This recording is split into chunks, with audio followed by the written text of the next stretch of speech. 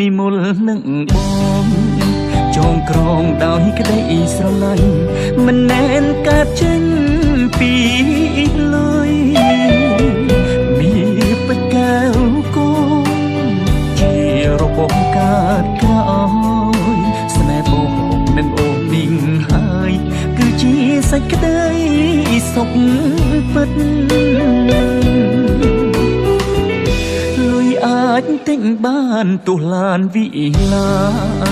តែមិនអាចទិញគ្រួសារដ៏សែនកក់ក្ដៅនៅក្នុងជីវិតលើលោកគ្មានអ្វីអស្ចារ្យជាងអូនយល់ចិត្តព្រោះថាសេចក្តីសុខពិតមិនស្ថិតនៅលើមាសប្រាក់នោះទេខ្ញុំអូនជាកម្លាំងចិត្តទោះមេឃងងឹតក៏ប្រែជាភ្លឺបានដែរបងឈឺជីក៏មានរូបអូនមើលថែមាសប្រាំងទិញមិនបានទេភរិយាដ៏ល្អដូចជារូបអូ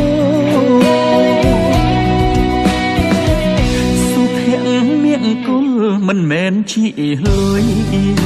គឺចិត្តស្នេហ៍មួយនឹងមួយតស៊ូពុះពៀដោយចិត្តភ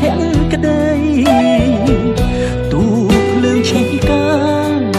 ក៏បងមិនរត់ចោលស្រីក្នុងនេះបងគឺជាប្តីកាលពីអូនដល់នៅថ្ងៃស្លាប់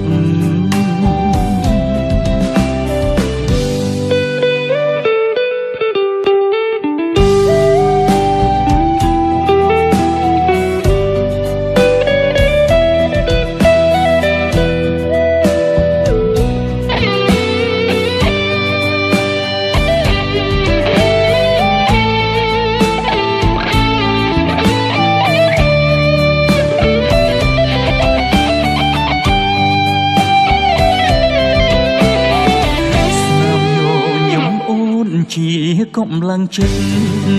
ទោះមេឃងងឹតក៏ប្រែជាភ្លឺបានដែរបងឈឺជីក៏មានរូបអូនមើលថែមាសប្រាំងទិញមិនបានទេភរិយាដ៏ល្អ